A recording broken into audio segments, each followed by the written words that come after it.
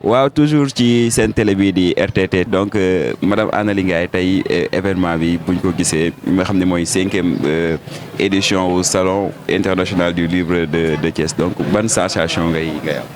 waaw dama ci am lu ma neex parce que ay initiative yoo xamante ne dañ ko war a def parce que souvent salon yi ngay gisee yëpp ça se passe à Dakar tey dafay baax ñu décentraliser li nga xamante ni mooy li jëm ci wàllum livre édition ak ci wàllum mbind ñu andi ko ci région bi nga xamante ne bu mel ni Thiès région la boo xamante ne aussi dafa am lu muy signifier ci Sénégal parce que xam nañ ni am na bindkat yu bëri Thiès la ñu cosaanoo te aussi ay maison d'édition yi nga xam ne ñooy tabax téere yi commencé nañ installé wu fii ci Thiès donc lu am solo la daal waaw. mais tey bu ñu xoolee thème bi aussi mu mel ne luy wax ci féminisme. tey ban jàngat nga am ci li nga xam ne moom la ñu jot a waxtaanee ban jàngat nga ci am. waaw thème bi bon je dirais pas que ni féminisme la mais par exemple la littérature féministe par exemple jigéen ñi seen wàllu nu ñuy bindee ak yan thème la ñuy traité yaakaar naa ne ci loolu lañ doon waxtaanee est-ce que thème yi ñuy traité ay thème standard la wala génn nañ ci lii nga xamante ni mooy xeex li nga xamante ni mooy àq ak yelleefu jigéen ñi donc dafay wane ni tey ci biir littérature bi ci monde livre nuñ ko mën a waxee en gros jigéen ñi dañu commencé di ci am doole moo tax xam naa ñu évoqué thème bu mel noonu pour xool bind ni jigéen yi nañ lañ koy tëddee parce que gis nañu wax nañ fi une si longue lettre bu Mariama Ba wax nañ fi yeneen yi nga xamante ne bind nañ ko mais yan thème dañu gis ne tout le temps thème bi nga xamante ni seen wàllu sëy seen wàllu nekkin wàllu sàkku bi ñu leen di sàkku wàllu inceste bi si la ñuy traité est-ce que tamit amul jigéen yoo xamante ne war nañ mën a dépasser thème yooyu di wax ci yeneen thème yu dul tout le temps rek di wax ne voilà dañ ñu utal wujju wala suñu jëkkër daf ñu abandonné wala dañ ñu sàkku wala dara yaakaar naa ne loolu aussi dafa am solo ci salon bi. parce que tamit nit munoo wax li nga xamante ne bind loo xamante ne muy góor muy jigéen munoo bind li nga xamante ne dundoo ko te comme ñun suñu culture dafa demee ni nga xamante ne tey góor ñi souvent ñoo baaxoo di génn néew ma ñooy génn mi ngi changé nag parce que jigéen ñi ngi génn mais souvent nit ki li muy dund la mën a te jigéen li muy dund mooy condition de femme am loolu lay dund kon loolu la mën a wax ci téere mënul wax leneen bien que nag léegi nit ñi ñi ngi jigéen ñi seen écriture mi ngi ubbeeku daal di dem ci ñuy wax ci yeneen domaine mais tamit mënuñu bañ a wax li nga xamante ni moom la ñuy dund parce que ay réalité parce que nit ki nag bind écriture sa réalité sa culture daf ci am solo sa làkk am na ci sa làkk tamit am na ci solo mais li ngay gis tamit am na ci solo mais li nga xamante ne tamit moom nga doon muy jigéen daf ci am solo te loolu il faut nga wane ko ci li ngay bind. donc su ma jàngatee li nga wax femmes yi dañu waratuñu yem ci rek femme au foyer mais dañu war a am benn genre caractère révolutionnaire bi nga xam ne war nañ ko dégager. non loolu sax du caractère révolutionnaire parce que li ñuy wax femme au foyer loolu moi je dis que ne amatul te benn cliché la boo xamante ne dañ ko defoon pour wan ni jigéen rek fii mooy place am mais loolu amatul parce que tey boo demee si école yi wala nga dem ci service yi souvent jigéen ñi ñoo fay ëpp góor ñi. jigéen ñi ñi ngi partout donc casquette femme au foyer boobu lu ñu war a dindi la ci suñu société xam ne léegi tey lu ñuy wax góor baax na jigéen baax na loxo mooy takk geeñoo mooy takk sër aussi te voilà femme au foyer amatul donc lu ñu war a dindi la parce que jigéen ñi aussi dépassé nañ stade boobu nekkul ne nag dañu war a jóg nekk ay révolutionnaires yoo xam ne dañuy ñëw naan góor ñi nii c'est pas un combat entre les hommes et les femmes mais c'est un combat humaniste voilà. waa ji ñu ngi kontaan ñu ngi lay kontaanee bu baax leeral li mu ci indi am na solo ñu ngi lay jaajëfal di la jox sa kàddu. waaw man maa ngi leen di jaajëfal seen ñiy seetaan seen télé bi yëpp di nuyu waa Thiès yëpp di wax ni vraiment kontaan nañu ci 5e édition bi te ñoo ngi ñaan yàlla mayaat ñu teewaat 6e édition bi incha allah. merci beaucoup. allez merci kontaan nañu bu baax a baax. waaw ñu continuer rek ci même lancé bi ñu daanele papa ñu ngi lay nuyu waa RTT. waaw maa ngi leen di fay di leen gërëm seen teewaay. dañ ma invité fii waa kii sët la si man daal elle a l'habitude d'écrire mu ne woon naa ñu fekke seen yëf yi daal mais damay saluer li ñuy def daal ça c'est une très bonne chose décentraliser di ko def dans les régions dina tax mu am solo inciter xale yi surtout à lire parce que bu dee but bi mooy xale yi gëstu di jàng. di lire loolu am na solo trop quoi c'est une chose à encourager. oui loolu am na solo mais tey bu ñu gisee thème bi tey muy littérature féminine bi nga fi dégg taxawaayu jigéen ci société bi ban jàngat nga ci am tey. waaw xam nga ku nekk tu donnes sa point de vue daal ngay joxe xam nga man mi doxee yow am na kuréel boo xam ne fa la jokkoo ñun li ñuy jokkoo mooy le milieu détermine moi c'est irréversible le milieu détermine la conscience à part de ton milieu li ngay def fa nga koy vivre moom la waa ji wax léegi n'est-ce pas par exemple j'ai aimé ce qu'il a développé le professeur là nee na les écrivains musulmans seetlu nga ni presque horizontalité bi ba dem verticalité bi dem vers le haut finalité bi c'est le ciel n'est-ce pas c'est àjjana quoi ndax loolu la ñu gëm ainsi de suite quoi donc c'est une très bonne chose man nag concept u affaire u jigéen fermi gëmuñu loolu daal nature u travail lay xam le plus méritant ñoo moom lii kon boog ñun gëmuñu loolu quoi en quelque sorte je peux te dire que marxiste-léniniste la ñun gëmuñu loolu daal voilà. mais tey bu ñu déggee lu ñuy jot a développé mu mel ni comme si ñenn ñi mën nañu jàpp que ni am na yenn valeur de la société yoo xam ni aussi mën nañ koo sàmm malgré li nga xam ni littérature bi malgré li nga xam ni moom la femmes yi jugtee léegi donc muy bokku ci société bi carrément mais lan nga jàngatee loolu noonu maanaam tey mu bañ a enfreindre li nga xam ni moo di ce sont les règles établies par la société. non c'est jigéen ñi bokk nañu góor ñi bokk nañu c'est seen warugar la tey c'est prouvé que gis nga tey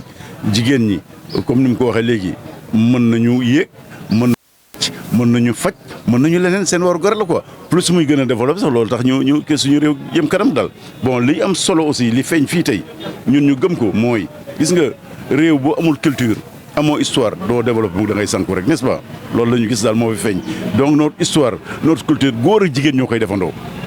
parce que lu góor mën jigéen war na ko mën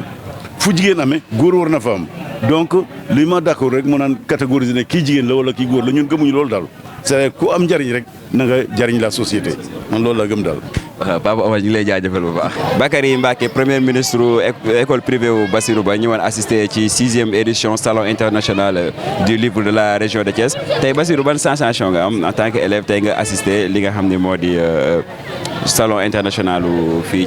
ci Thiès. bon xanaa di kontaan rek parce que gis naa ne fii exposé nañ fi ay livres am solo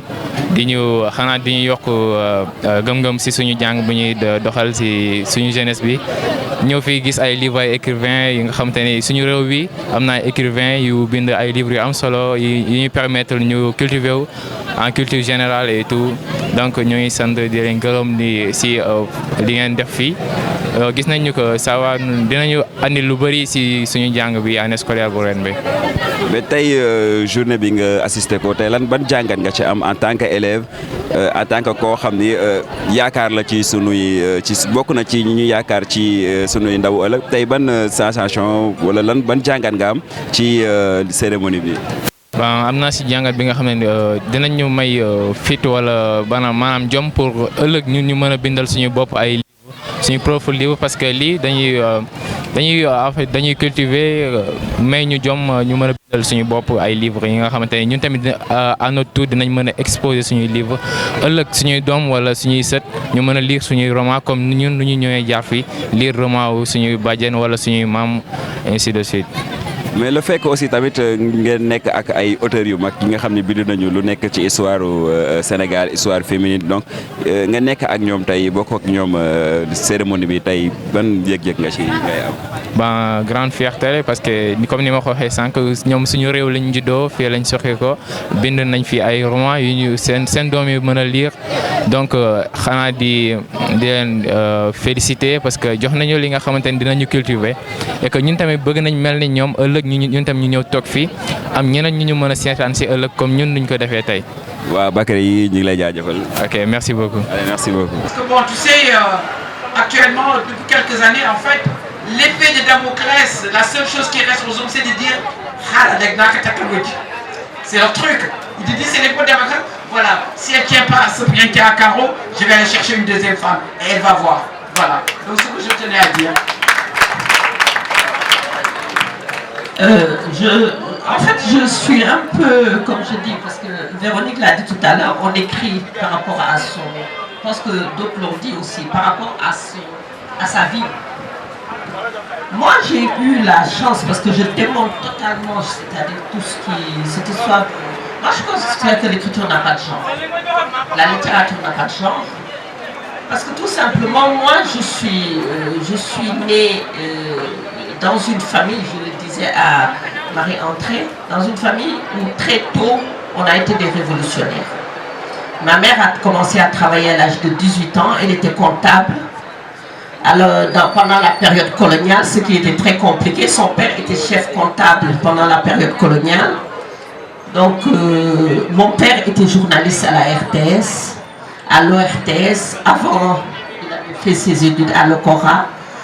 Et nous avons grandi dans une maison où les hommes cuisinaient, mes frères cuisinaient comme moi. On faisait des tours de rôle, on faisait le ménage. C'est vrai que pendant l'année scolaire, on allait tous à l'école, mais pendant les vacances, maman donnait congé à toutes les bonnes. Tout le monde part en congé. Et pendant les 3 mois, nous étions là à cuisiner, à faire tout, mais en relais, garçons et filles. Donc, ce qui fait que mes frères, ils sont 3, ils savent cuisiner le tchéboudian. Ils ne sont pas polygames du tout. Nous sommes dans une famille de non-polygames. Personne n'épouse de seconde épouse. Et ça, c'est un principe de notre famille. Je veux dire, j'ai grandi dans ça. Moi, j'ai grandi, j'entends parler de polygamie, mais je ne connais pas la polygamie. Je ne connais pas, il y a des familles sénégalaises qui ne connaissent pas la polygamie, qui sont des musulmans, qui prient 5 fois par jour, qui font les devoirs et tout. Mais parce que, tout simplement, moi, j'ai eu un père qui m'a dit, un homme n'a pas le droit de faire du mal à une femme, parce que tout simplement, il a été mis au monde par une femme, éduqué par une femme. Donc, ce qui fait que moi, ma littérature, si on prend le chronotope du voyage, j'ai plusieurs romans qui traitent que de ça. Le chronotope du voyage, qui ne parle que de ça. Wali Nilan, beaucoup de gens, si on a enlevé le Sokhna Benga, diraient que ça a été écrit par un homme. Je veux dire qu'à la fois, j'ai cette écriture masculine et féminine. Mais je suis une femme. Donc je considère que j'écris selon mes points de vue. J'écris parce que j'ai des choses à dire. J'écris parce que je suis une éternelle révoltée dans cette société sénégalaise. Où les gens ne mangent pas à leur faim, où les gens ne bossent pas, on fait des études, on n'a rien, on travaille du matin au soir, on n'a rien. Moi, je suis constamment révoltée. Et Mamadou Sam sait de quoi je parle parce qu'on est constamment sur le terrain. Moi, je suis excédée par ce qui se passe dans ce pays. Je suis excédée par des gens qui se promènent en 4x4, hein, qui mangent l'argent du contribuable et qui demain considèrent qu'ils ont le droit de nous dire ce que nous devons faire. Moi, je suis une révoltée. Je suis une femme, mais au-delà de tout, je dis que je l'ai dit tout à l'heure, je suis un être humain. En tant qu'être humain, je suis révoltée. J'en ai assez que l'Afrique soit à terre. J'en ai assez que le Sénégal soit à terre. J'en ai assez que les familles mangent à midi et ne mangent pas le soir. voilà lii lañ leen indiloon fii ci Mikeland bi lu aju woon ci salon international du livre de la région de Thiès thème bi nekkoon femme écrivain et positionnement de la femme ñu ngi leen di jaajëfal bu baax yéen ñi àndoon ak ñun depuis lors ci seen télé bu mag bi di RTT waaye aussi di jaajëfal képp ku jàpp ci liggéey bi ba liggéey bi yem kii si ginnaaw caméra bi muy Amadou waaye di jaajëfal tamit sunu directeur Khadim waaye tamit sunu président bi di Mamadou Seck ñi ngi leen di jaajëfal yéen ñëpp ñi nga xam ne yéen a ngi doon suivre boobu ba léegi fii ci Mikeland bi ñu leen di jaajëfal di leen jox dig daje prochainement incha allah fii seen télévision bi di RTT.